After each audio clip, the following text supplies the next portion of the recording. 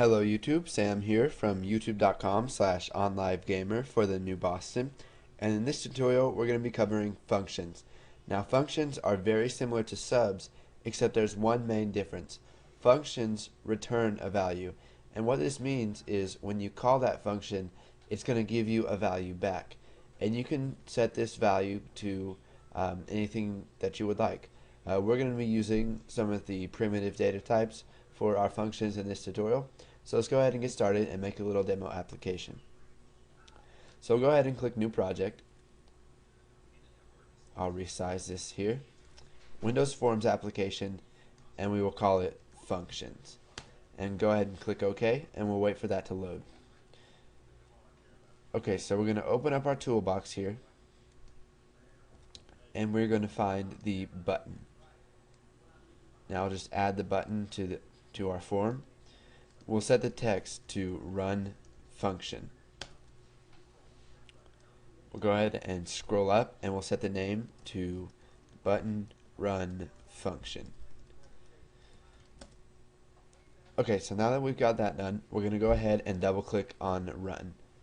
And then you can see it opens up our event handler for button run function click. And we're going to go ahead and make a function. So we're going to come down here below our private sub button run function underscore click, and what we're going to do is we're going to create a function. So just like a sub, we're going to start out with either the private keyword or the public keyword. Now since we don't want another class to access this, we're going to call it private, and then we're going to use the keyword function, and then we'll just name this solve math. We will add empty parameters, and now after this you have to specify a type for your function. Now since all functions return a value, they have to return a certain kind of value. So what we're going to do is use the as keyword, and we will just use double. So what this means is that our function solve math is going to return a double, and then we've got in function here, and you can see that we get a warning, and it says function solve math doesn't return a value on all code paths. So what we have to do is we have to return a value. So what we'll do is we'll just return 13 divided by 5. So what this is going to do is it's going to take 13 divided by 5 and give that back to the person who called that. What we can also do is create a couple variables. So we'll just do num1 as integer, and we will set it equal to 23, and then we can declare num2 as integer and set that one equal to 5. And then what we can do is instead of returning 13 divided by 5, which will give us an answer something like 2 point something, we can just do num1 divided by num2.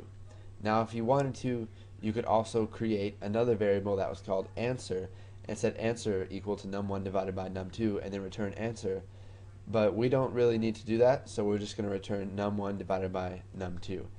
And since there's a possibility that we're going to get a decimal number by dividing, we're going to go what we did was we declared our function solve math as a double. So now if we go ahead and come up here to button run function click, we can go ahead and type messagebox.show, and then what we can do is we can call solve math. So what this is going to do is it's going to print out the number that is returned from solve math inside of our message box. And now if we go ahead and run this, we can click run, and you can see it gives us 4.6. Now instead of just displaying this inside of a message box, what if we want to save that value for later? So let's come up here and we'll create a variable. So dim answer as double, and we will set it equal to solve math, which is going to get the math 23 divided by 5, and then we can just print out answer. And if we go ahead and run this, it's going to work exactly the same. We click run and we get 4.6. Now with functions, you can have a function that is a double, an integer, a string, a character, a boolean, whatever you want. So go ahead and make a couple functions, test them out, and once you got that down, go ahead and move on to the next tutorial. Okay, so as I was saying, go ahead and make a couple functions and practice that. And then once you got that down, move on to the next tutorial. And in the next tutorial, we're going to be talking about passing values to functions so that you can use values outside of that function, which is very useful, and you're going to be doing this with mostly all of your functions. So thanks for watching, guys, and stay tuned for the next tutorial.